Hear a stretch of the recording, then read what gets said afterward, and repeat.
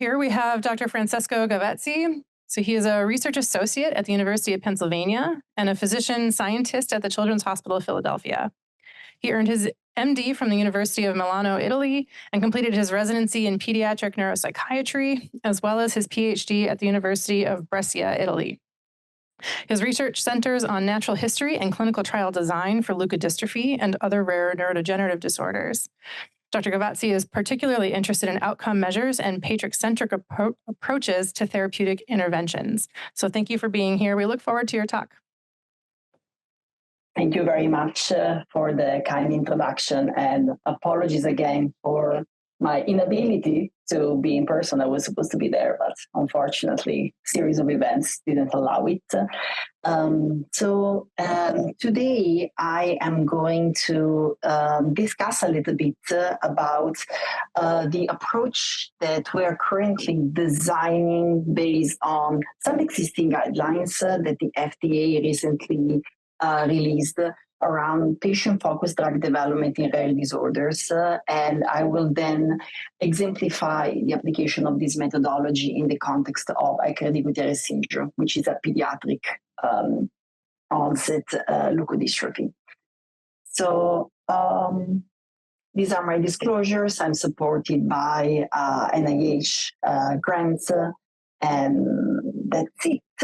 So this is the outline of my presentation. So I'm going to take a few minutes to introduce everyone to the FDA guidelines for patient-centered drug development that were released by the FDA in 2022 and 2023, and then how we identify the potential use of clinical outcome assessments in rare disorders. And then I will present how we apply that in the context of a specific rare conditions, and then some conclusions and take-home messages. So this is a complex slide, but this basically summarizes the entire approach that is suggested by the guidelines from the FDA. So basically, one preliminary aspect in order to develop a clinical trial that is appropriate for a population is to understand the specific evolution of the condition over time. And this can be done through multiple approaches that need to be integrated one to another. So they're not independent aspects, they tend all to be integrated one to another.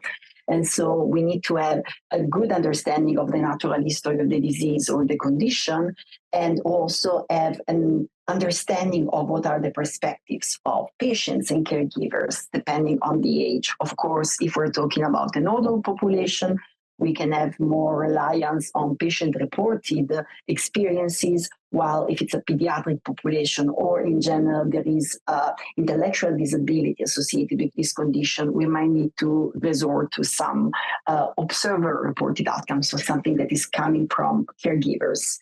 And then basically we can also take experiences from some group of subjects if the condition is extremely heterogeneous in its manifestation, and in general the healthcare environment.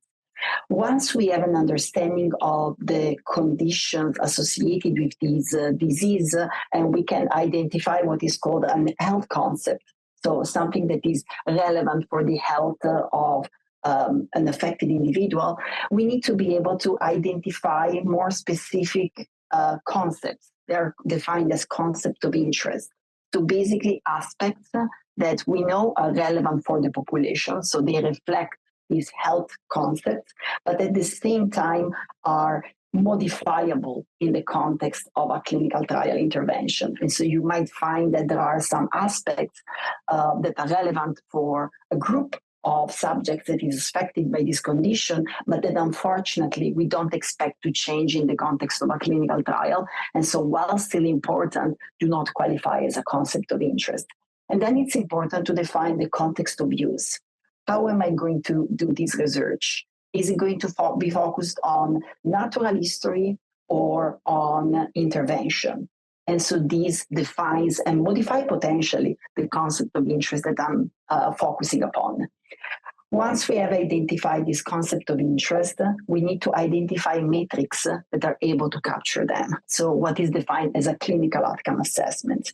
And there are multiple types of clinical outcome assessments. We can have performance outcome. So basically something that is done in a specific moment in time and basically it requires the completion of a task in a predetermined way. A clinician reported outcome, so observations that are made by healthcare providers, observer reported outcomes that are basically assessments that are conducted with a caregiver or somebody that is not a healthcare professional but knows the affected individual, and then more patient reported outcomes. And basically, we need to be sure that the clinical outcome assessment is able to capture the concept of interest and to be applied in the context of use, so clinical trial.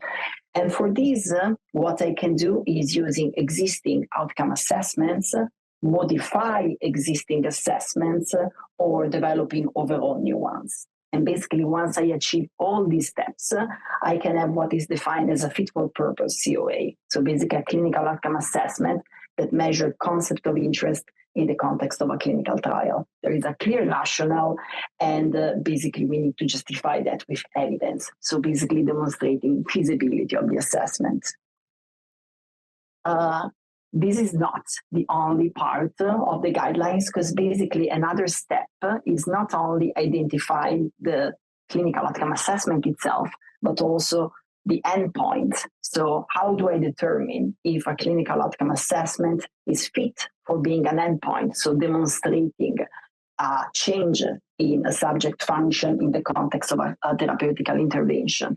And here we have two different concepts that are restated. These were already mentioned multiple times in the literature.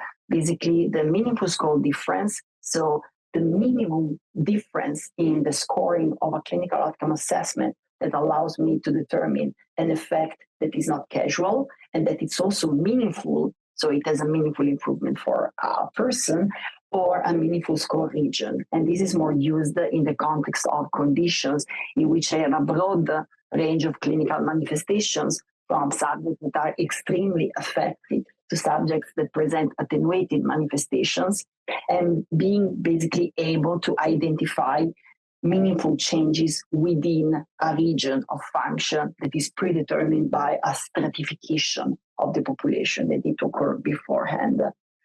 And another aspect is that we don't necessarily need to have an endpoint that is a one specific parameter. You can also have composite endpoints. So I can take pieces of existing clinical outcome assessments and put them together to basically create something that is specific for a population in the context of a clinical trial. This is something that I already mentioned before, so I will go very quickly through it. But basically, there are these 4 types of clinical outcome assessments, and ideally, we want to be as heterogeneous as possible in the application of these, but always consider either the presence of a patient-reported outcome or an observer-reported outcome. It's not mandatory, but it's useful, and also it's particularly useful in the context of identifying meaningfulness of changes in clinical outcome assessments. There are some challenges in the identification of appropriate clinical outcome assessments in a pediatric population. And this is true because oftentimes assessments explore multidimensional domains. So, for example, assessments that have explored the psychomotor abilities typically tend to evaluate cognitive functioning through a motor output. So potentially, if I have a child that has motor impairment that is more substantial than a cognitive impairment, that assessment will be kept by the motor performance, not by the cognitive performance. Another problem that is there in a pediatric population is that oftentimes assessments present standardized scores that are normalized based on the performance that a child should have compared to the typical population. But we know that in some conditions, particularly leukodystrophies, sometimes a preservation of skills is as important as an acquisition of more skills. But unfortunately, for how the tests are typically designed, I will see a constant decline in the standardized scores, just because the differential between where a patient should be and the patient is, it potentially increase with aging. And then it's important to evaluate the potential difference between a cross-sectional application, so one moment in time versus a longitudinal use. A tool might be very appropriate in one-shot utilization, but potentially they may not be very useful in the longitudinal use because, for example, they don't have very good longitudinal stability or reproducibility. Another big element to take into consideration, compliance. We are evaluating children that might have collaborative state that may be varies. That may vary depending on the time of the day. Did they just do a blood draw? Did they do any invasive administration of medication? Did they sleep well the night before? These are all aspects that seem not potentially very important in the context of a clinical trial, but actually when I'm evaluating a child in a one-shot, in an interventional visit, I need to take that into consideration because I might have substantial confounding factors. And then floor and ceiling effect. Did they choose an assessment that is too difficult? And so everybody performs at a lower level of function. Or on the other side, it's too easy. I have a ceiling effect. And here, depending on the condition that I'm evaluating, I might actually consider still appropriate an assessment that has a ceiling effect, just because it might be more sensitive to decline, but that depends on condition to condition. And so what we were doing when considering clinical trial design in Aicardi-Gutierrez was, let's have a look at what is the state of white matter disorders, clinical trials, and the selection of clinical outcome assessments. And so what we were able to see is that still the vast majority of clinical outcome assessments that are used in the context of clinical trials are performance outcome or clinical reported outcomes. And there is still a fairly small minority of patient-reported outcome or observer-reported outcomes, even though the trend is to include more of them over time. And also, interestingly, there is a combination of utilization of multiple COAs, but they are not often utilized as specific primary and outcomes for a clinical trial. And so it was something that basically directed us towards basically a design of a methodology that to some extent takes direct inspiration from these FDA guidelines, but then transpose that into more of a real life application. And so we try to identify health concepts, and health concepts can be identified in three different ways. You can have a qualitative approach. So you do interviews with single people or with focus groups with like patient representatives and advocacy members, and basically discussing together to identify what are the key aspects, the keywords that are occurring in a sort of free talking. There is very little guidance and at the same time very little interpretation of what is getting said. Like we take face value what is getting said. On the other side, we can use more quantitative approaches. And so exploration with quality of life assessment or impact of disease questionnaires.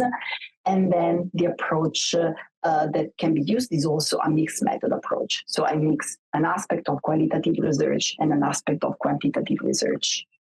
And then for the concept of interest and the identification of them and the context of use, we relied into a process of consensus building by using a Delphi platform. And so a Delphi platform is a Delphi approach. A Delphi approach is basically an approach for which a group of people discuss together, identifying potential concept of interest. And this is an approach that we use. The potential, you can also skip that and go directly to the voting. And then after you have identified these possible concepts of interest, there are multiple rounds of voting that is anonymous. So people don't know who are the other people that are voting, or potentially they know who are the other voters, but they don't know what they're voting upon. And every round as people voting on agreement, on disagreement, on specific concept of interest in the context of use, and a concept of interest that achieve agreement upon are passed on to the next phase. If not, they can be modified based on comments that are provided by the panelists and then revoted upon. And after 3 or 4 rounds, depending on the approach that is decided to be used, whatever has not passed consensus is going to be eliminated from the voting, and the concept of interest will be eliminated. So we decided to apply this approach to Aicardi-Goutieres syndrome, which is an early onset inflammatory genetic disease that is belonging to the category of interferonopathies. It's a monogenic condition, but there are multiple genes involved. There is some genotype-phenotype association, but there is also a big heterogeneity. And in general, the clinical manifestations can be extremely varied, from subjects that have severe neurocognitive impairment to subjects that have mild motor impairment or systemic manifestations only. So what the first approach that was used and the first to this condition was to try to understand what are the developmental outcomes, what are the developmental trajectories. And so is there a specific age of onset associated with different genotypes? Is there a difference with a specific genotype and ability to acquire overall developmental milestones, or in general overall in the population? And so what we were able to see is that there is a correlation with age of onset and the genotype. And so basically some genotypes are associated with an earlier age of onset, that microcephaly, unsurprisingly, is associated with a more severe phenotype, but that overall, in this population, the motor impairment is potentially greater than the language impairment and social impairment, and indirectly of the cognitive impairment with some genome variability. And another thing that we're able to demonstrate is that there are also late onset phenotypes that we described a little bit more. And in these subjects, potentially there are minor signs and symptoms that can predate the fulminant neurologic decline that is typically associated with this condition, or at least in a substantial amount of subjects, not everybody, because again, spectrum is extremely broad. But again, this is making even more complicated to potentially identify metrics to evaluate these subjects in the context of a clinical trial, because you might be missing a subset or another subset depending on the tool that you use. So we then moved into the process of identifying health concepts in this population. And we did this by conducting qualitative interviews. We conducted 45 interviews in about 32 subjects.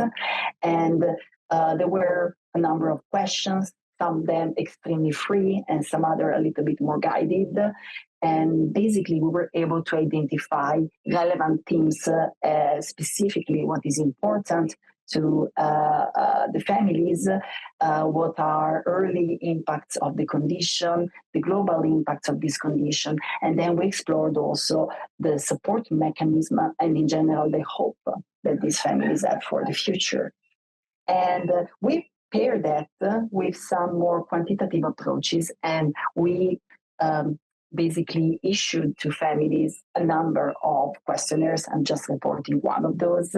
And this is basically a tool, a questionnaire that explores impact of disease in children with disability. And it tends to perform quite well in this population because the motor aspects that are explored tend to be more appropriate than more traditional quality of life questionnaires for a pediatric population.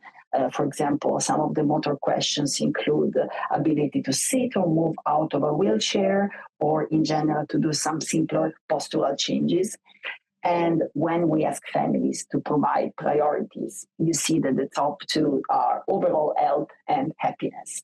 And then there are some more communication aspects and activities of daily living, specifically the eating and drinking aspect.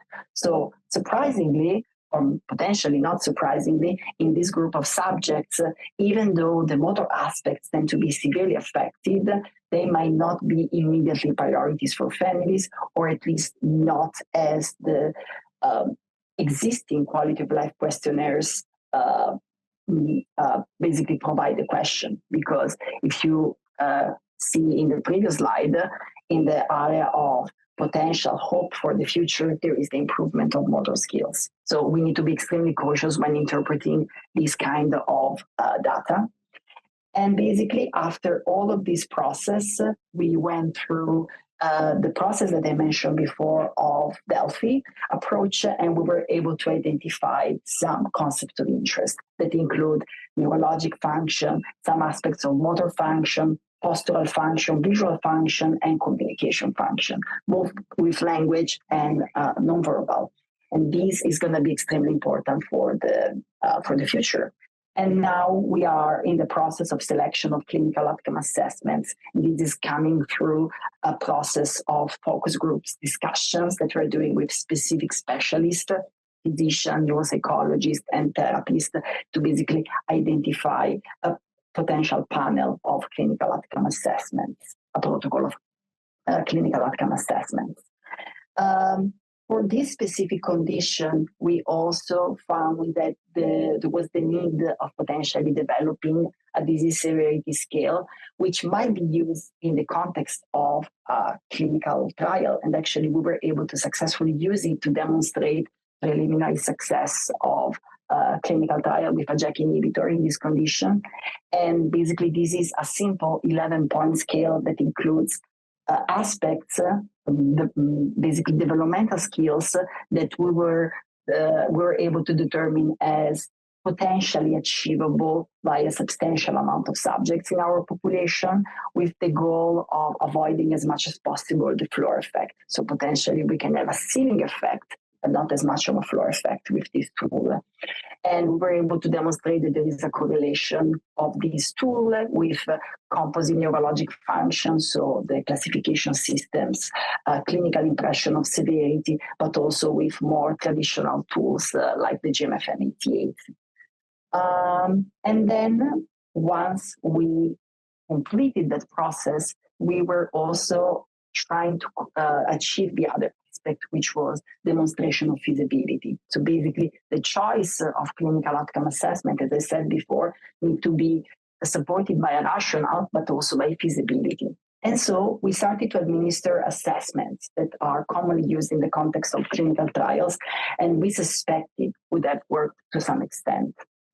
And so we did a first study on gross motor abilities using the GMFM-88. Was mentioned before. It's a gross motor assessment comprised of 88 items that is designed for children originally with cerebral palsy between the age of 0 and 7 when it comes to function, but the age of administration is broader, and we actually administer it without taking in consideration upper levels of age, just because we were focusing on function. And what we were able to demonstrate is that while there is a floor effect of this assessment, it's mostly in the subjects that tend to present with the more severe manifestation of the condition. And actually, this is a potentially appropriate assessment in subjects with a moderate or a mild attenuated manifestation of the disease. We did the same also for the fine motor aspects, and we used a P-body developmental motor scale, which again, it's an assessment that is designed for a younger population, 0 to 6 years of fine motor function, but basically we administer it outside of the normative data. That's why in the figure you see the use of raw scores and not the standardized scores. And again, we were able to demonstrate that in the attenuated subjects and in the moderate subjects, this worked. And so potentially we made the recommendation that this should be a gold standard in subjects with Aicardi-Goutieres syndrome that have a moderate manifestation for any age that they have, or in the attenuated subjects within the normative range of age. We then explored the perception of families of function through an adaptive behavior tool, the Wiener Adaptive Behavior Scale, which was conducted with caregivers. And we were able to evaluate what families were already telling us, so that these children had incredibly good receptive language abilities, even though then when it comes to the expression of that communication through language, that is more complicated. And the other aspect that we were able to identify is that gross motor is extremely impaired, but also fine motor is severely impaired. And so traditional cognitive testing might be failing into the evaluation of these population's ability. And that's why when it came to identifying a potential tool to evaluate cognitive abilities of this population, we relied on a nonverbal tool, the Leiter International Scale, that was administered on 57 subjects. The study was on 57 subjects that completed a concurrent Wiener and Leiter. And out of these 57 subjects, 37 successfully completed it. And out of these 37, about 70% of the population demonstrated cognitive ability that is within what I would expect in a child of the same age or up to the adulthood, because the Leiter is a broader assessment that evaluates subjects from the age of 3 up to adulthood. And the other thing that we were able to observe is that while there is a correlation between cognitive function and motor function, it's not always perfect clear. Like we have subjects that were, for example, unable to have head control, that had an IQ that is within the 2 standard deviation, and even subjects that don't have a pincer grasp or the ability to self-feed that demonstrated an IQ that was as expected as in a typical child of the same age. And the internal validity of these 2 tools, so what parents observe and what we observe in a performance outcome, was extremely correlated.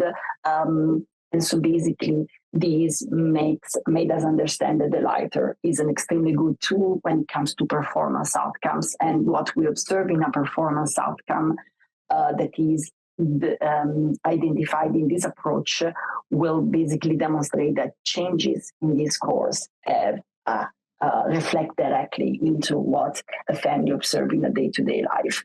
Because the goal is to basically be able to identify metrics that are relevant, not finding potential tools or potential clinical outcome assessments that change over time, but they don't have a clear reflection in an improvement of the perception of quality of life, or in general, overall clinical functional abilities of a subject.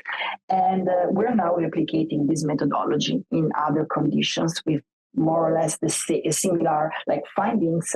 And we did these in Tabby-Foré-related leukodystrophies, basically as another population that tend to have, similarly to Aicardi-Goutieres syndrome, severe motor impairment, but potentially more preserved cognitive abilities, and basically identifying potential performance differences within the population, and basically stratify the population to identify either the best tool based on the different clinical severity of the population, or potentially work into those meaningful score regions and basically identify potential endpoints that differ based on the functional ability of this population.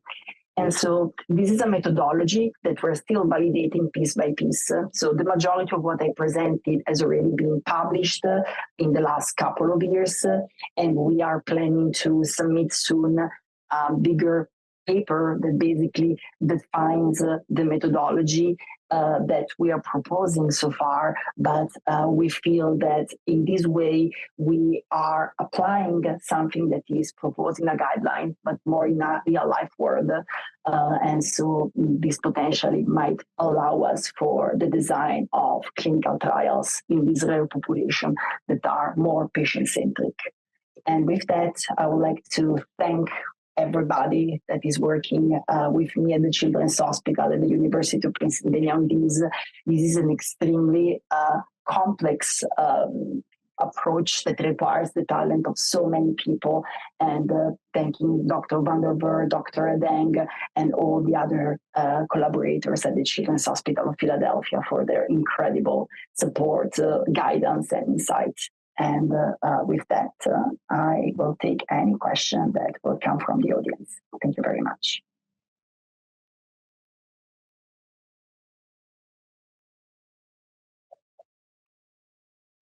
Thank you, Francesco. That was a lot of work and a lot of data. I'm curious if you have any insight or can share some of the hurdles in pulling all of those pieces together that involved multiple specialties of clinicians, researchers, patient advocacy groups, patient families, patient burden of participation in multiple surveys and those kinds of things. Can you speak to some of the logistics there? Absolutely. So it's true. It takes a village to do this kind of approach. We were lucky enough that within our group, our research group, we had already the vast majority of different expertise within the same group. And also a lot of us have basically cross-sectional training. So, for example, in the context of the residency school I took in Italy, I was trained on the administration of all of these assessments. And so potentially this simplifies a little bit because we can do pilots and then basically train specific personnel for the administration of these assessments, or if the personnel is potentially trained for these assessments, they might not be as knowledgeable on the condition. And so we have a very open table of for discussion, but yeah, definitely it's important to do the bulk of the work beforehand. So identifying people that can provide the expertise associated with the knowledge of the disease, potential knowledge of the tool. And to be honest, a lot of this is also very novel application of guidelines. And this makes sense. It makes sense to design a clinical trial that is based also on what is relevant for families. It's just that it was not defined as clearly as it is now. And so while the participation of advocacies and family voices was always hopefully there in the design of pre-existing natural history studies, this is now like a necessity. And another aspect is that the collaboration with advocacies will need to be closer and closer. So they will probably need to be involved in every single step. We are involving advocacy partners in every single step to basically determine feasibility. Because, we might underestimate time that is required for potentially designing these protocols. And, a child after an hour of assessment might be done. And so it's important to be extremely practical in the approach that we use, but also potentially design and having already a team that has these elements of expertise. And it doesn't need to be an expertise shared by everybody, but then everybody integrates with their piece. And so basically that's I think what can set up for success. And if it's not present within the institution, basically a collaboration with other institutions, national or international, because another aspect to take into consideration is that these are rare conditions And so we need to be sure that we don't have a certain biases associated with, potential inclusion of tools that are not available worldwide because they have not been validated, or they are not culturally appropriate or ethnically appropriate. And so in the past, there was a lot of issue about that. And so potentially the expansion to international collaborations will also be able to address some of these problematics. I have a question. Thank you again. As I think about applying your work to ADLD, do you think there's a minimum number of patient-centric outcomes that are needed for a particular disorder, or it just depends, or you just pick a symptom and have a patient-centric survey around that symptom? Or go ahead. Yes, so we hear the way directly from symptom specifics just because we didn't want, at least partially. So this is very important in the context of the interview. So basically what we were doing from a qualitative perspective was basically exploring what was the family feeling, what they were telling us, how were they describing their child and their trajectory, potentially their odyssey in the context of the diagnosis, and then in the aspects of the daily life. And then we were prompting some questions that were more related to symptoms, but that was coming on second end. And then what we were doing was, with the mixed method approach, we already administered the quantitative assessments. And so basically, we were using the interviews as a potential descriptor of the reasons behind those more quantitative approaches. Because for the quantitative part, so the questionnaires, we used pre-existing ones. And we always had an extra question for families, which was, do you find these questionnaire appropriate for your child? Because the problem is also that the appropriateness might be missed. And so we were using this double approach. Potentially in an older population that is more able to provide feedback, a symptom-oriented approach can be used. It has been used in other conditions. It's just going to be extremely important to bias as little as possible the respondents. Because potentially we might provide instill like an answer that was intrinsic in the question, or like one of the risks of qualitative research is the double barrel questions that are difficult to interpret and then can provide different answers, or on the other side, one that is too much guided. And then of course, when it comes to selection of clinical outcome assessments, then it's perfectly valid to use assessments that are designed to evaluate specific symptoms if the symptom was identified as a concept of interest. Thank you very much. Absolutely. Thank you for the question.